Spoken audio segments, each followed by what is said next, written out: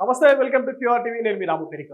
నిజంగా ఒక మధ్యతరగతి కుటుంబానికి కావచ్చు, ఉన్నత స్థాయి కుటుంబానికి కావచ్చు, నిరుపేద కుటుంబానికి కావచ్చు, అంటే మనం డివైడ్ చేసినప్పుడు higher people, middle people, lower people లాగా ఒక 3 వర్గాలుగా విభజించి చేస్తారు. సో ఇక్కడ ఏ కుటుంబానికైనా, అది మధ్యతరగతి కుటుంబమే కావచ్చు, ఉన్నత కుటుంబమే కావచ్చు, అసలు లేని కుటుంబమే కావచ్చు, ఎవరైనా కావచ్చు, ఏ కుటుంబానికైనా ఒకటే ఒక కళ, సొంత ఇల్లు అనేది ఒక కళ ఉంటుంది. సొంత ఇల్లు కాకపోయినా కనీసం వాళ్ళు ఉండడానికి ఒక ఖాళీ జాగాలో ఒక చిన్న గుడిసె వేసుకుని అయినా నివసిస్తారనమాట. వాళ్ళు ఒకవేళ అంతస్తులు కట్టుకునే స్థాయి లేని వాళ్ళు అక్కడ ఉన్నటువంటి ప్రభుత్వ భూములు, లేకపోతే వాళ్ళ సొంత భూములలో, ఇంకేదైనా భూములలో, ఎవరైనా దాన ధర్మాలు చేసిన భూములలో ఒక చిన్న గుడిసె వేసుకుని అక్కడ బతుకుతూ ఉంటుంది, జీవనం కొనసాగిస్తారు. సో అలాంటి వాళ్ళని నిజంగా మరి ప్రభుత్వం వాళ్ళకి ఇల్లు కట్టియాల్సింది పోయి 2 లక్షల డబుల్ బెడ్రూమ్ ఇల్లు ఇచ్చినాం, 5 లక్షల డబుల్ బెడ్రూమ్ ఇల్లు ఇచ్చినాం, లక్షల డబుల్ బెడ్రూమ్ ఇల్లు ఇచ్చినాం, ఇన్ని కోట్లు ఖర్చు పెట్టి డబుల్ బెడ్రూమ్ ఇల్లు ఇచ్చినాం అని చెప్పేసి గత ప్రభుత్వంలో, ప్రస్తుత ప్రభుత్వంలో ఫ్లెక్సీలు కొట్టించుకుని ఈ మెట్రో పిల్లర్ చూస్తే, మనం మెట్రో పిల్లర్ ఏమన్నా చూస్తే 2 లక్షల 2 లక్షల ఇందిరమ్మ ఇల్లులు, 3 లక్షల ఇందిరమ్మ ఇల్లు కట్టించిన, డబుల్ బెడ్రూమ్ కట్టించిన అని చెప్పేసి ఆ మెట్రో పిల్లర్ మొత్తం మనకు ఆ హోర్డింగ్స్ కనిపిస్తాయి, ఫ్లెక్సీలు కనిపిస్తాయి.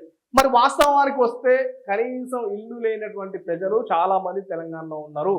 మరి అలాంటి ప్రజలను గుర్తించి వాళ్ళకి నివాసం కల్పించాల్సిన ప్రభుత్వం వాళ్ళకు ఉన్నటువంటి వేసుకున్న చిన్న చిన్న గుడిసెలను కూడా తీసేసి వాళ్ళని రోడ్డు మీదకి ఈడ్చేస్తుంటే పరిస్థితి మనం చూస్తూ ఉన్నాం. ఇక్కడ మనం ఒక్కసారి ఈ విధాంతం గురించి, దీని గురించి మనం మాట్లాడితే మొన్న జరిగిన ఢిల్లీ ప్రొటెస్ట్లో సీజేపీ అక్కడ ఉన్నటువంటి జెన్జీ యువత మీద అయితే ఏ విధంగా పోలీసులు లాఠీ చార్జ్ చేసి వాళ్ళని గాయపరిచి మనం దృశ్యాలు చూసాం, ఎలా కొట్టారో వాళ్ళని చూసాం. ఇక్కడ చూస్తే మన తెలంగాణలో, మన హైదరాబాద్లో ఒక కానిస్టేబుల్ ఒక ఆమెను ఎలా తన్నుతున్నాడో మనకు క్లియర్గా చూడవచ్చు. ఒక్కసారి ఈ పిక్చర్ని అందరు క్లియర్గా చూడండి. ఇక్కడ ఉన్నటువంటి కానిస్టేబుల్ కాలు లేపి ఆమె తంతున్నాడు. ఒక ఎస్ఐ అనుకుంటా, ఇద్దరు ఎస్ఐలు కావచ్చు. వీళ్ళు ఎలా ఒక మహిళను పట్టుకుని ఎలా గుంజి ఎలా కొడుతున్నారో మనం చూడొచ్చు. మరి ఇంత దారుణంగా పోలీసులు ఎందుకు ప్రవర్తిస్తున్నారు? మరి అక్కడ ఒక లేడీ కానిస్టేబుల్ లేరు, మరి అక్కడ లేడీ కానిస్టేబుల్ ఉండాలి కదా ఖచ్చితంగా. అక్కడ లేడీ ఉన్నది, మరి ఆమెను ఎలా పట్టుకొని గుంజుతున్నారు, ఎలా తంతున్నారు, ఈ కాళ్ళతో తంతున్నారు, ఇక్కడ చేయలేపి కొడుతున్నారు. మరి ఇది ఎంతవరకు కరెక్ట్? పోలీసులు మీకు ఇది కరెక్టేనా? ఒక మహిళ మీద పోలీసులు ఇలా దాడి చేయడం ఎంతవరకు కరెక్ట్? పోలీసుల రాక్షసుల, వృద్ధులు మహిళలపై లాఠీ చార్జ్, గాజా రామారంలో ఇళ్ల కూల్చివేత, 40 ఏళ్లుగా ఉంటున్న నివాసాలు నేలమట్టం, అడ్డుకోపోయిన స్థానికులపైన పోలీసుల జులుం, తినే అన్నంలో మట్టి పోసిన పోలీసులు, మిమ్మల్ని చంపినా ఎవరేం చేయలేరు, మాకు మీది నుంచి ఆర్డర్లు వచ్చిందంటూ బెదిరింపులు, పేద కుటుంబాలను నడి రోడ్డు పైన పడేసిన వైనం చంటి పిల్లలతో బాధితుల కన్నీళ్లు. సరే, వాళ్ళు నిజంగానే గవర్నమెంట్ భూమిలో అక్రమంగా ఇల్లులు గుడిసెలు వేసుకొని ఉంటున్నారు. వాస్తవమే, మీ గవర్నమెంట్ ప్రకారం మీకు ఇచ్చిన సర్వే నెంబర్ ప్రకారం మీరు ఏదైతే మీ గవర్నమెంట్ ల్యాండ్ అని చెప్పేసి మీరు రికగ్నైజ్ చేసి అక్కడ ఉన్నటువంటి ప్రజలు ఎవరైతే నివసిస్తున్నారో వాళ్ళకి గుడిసెలు, ఇల్లులు కూల్ చేస్తున్నారు, రైట్, కరెక్టే. అక్రమంగా తీసుకున్నదంటే మీరు చేస్తున్నారు, నేను కాదనట్లేదు. కానీ వీళ్ళకి నివాసం కల్పించాల్సిన బాధ్యత ప్రభుత్వందే కదా. మరి వీళ్ళు ఏడపోయి బతకాలి. పోనీ వీళ్ళు ఏమైనా బీహార్ నుంచో, రాజస్థాన్ నుంచో, ఇతర రాష్ట్రాల నుంచి వలసగా వచ్చి ఇక్కడ అక్రమంగా భూములను కబ్జా చేసి మేడల మిద్దలు కట్టుకొని బతుకున్నటువంటి ప్రజల వీళ్ళు? లేదా అక్రమంగా రాజకీయ నాయకులు సంపాదించి అడ్డగోలుగా అక్రమాలు బిల్డింగులు కట్టుకొని బతుకున్నటువంటి ప్రజల వీళ్ళు? ఒక పేద ప్రజలకు ఇల్లు లేనప్పుడు ఇల్లు కల్పించాల్సిన, నివాసం కల్పించాల్సిన బాధ్యత ప్రభుత్వాన్ని కదా. మరి ఆ పని చేయకుండా ఇక్కడ ఉన్నటువంటి ప్రజలని, ఇక్కడ 40 ఏళ్ళు అక్కడ ఉంటున్న వాళ్ళ ఇల్లును కూలగొట్టేసి వాళ్ళు తినే అన్నంలో మట్టి పోసి వాళ్ళ మీద ఇలా లాఠీ చార్జ్ చేసి వాళ్ళ కాళ్ళతో తన్నడం ఎంతవరకు రాష్ట్ర ప్రభుత్వానికి కరెక్ట్? ఇది మరి దీనికి సంబంధించిన హైడ్రాకి ఆల్రెడీ మనం చూసినాం. హైడ్రాకి హైకోర్టు నోటీస్ ఇవ్వడం జరిగింది.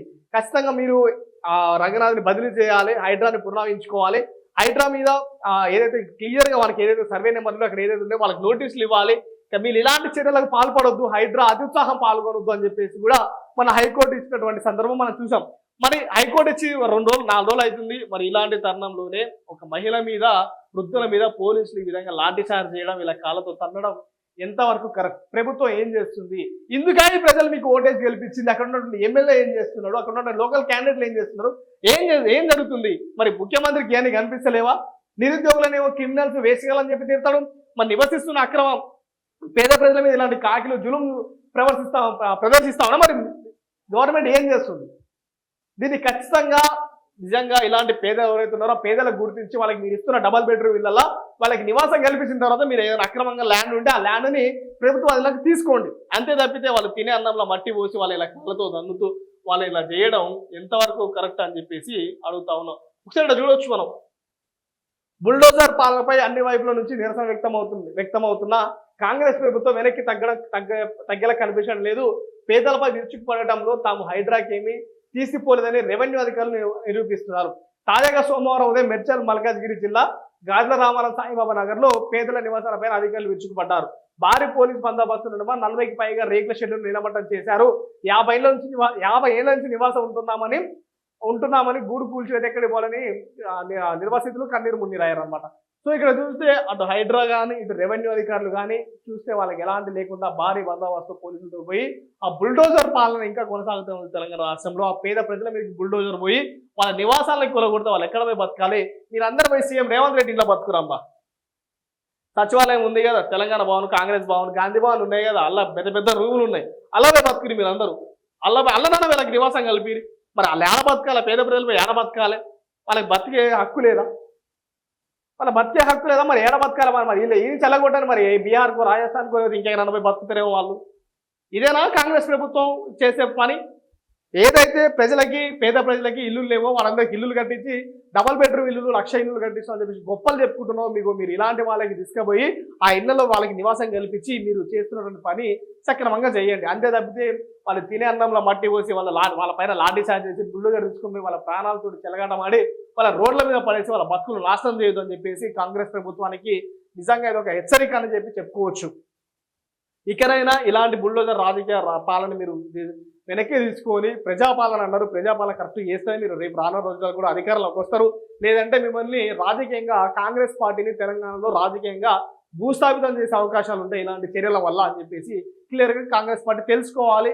అని మరీ ముఖ్యంగా పేద ప్రజలకి ఖచ్చితంగా నివాసం కల్పించిన తర్వాతనే ఏదైనా అక్రమంగా ఉన్నటువంటి ప్రజలు ఉన్నారో వాళ్ళందరికీ నివాసం కల్పించిన తర్వాత మీరు ఆ ల్యాండ్ని ఆక్యుపై చేసుకోండి, ప్రభుత్వ ఆధీనంలోకి తీసుకోండి అని చెప్పేసి కూడా చాలా మంది కోరుతా ఉన్నారు.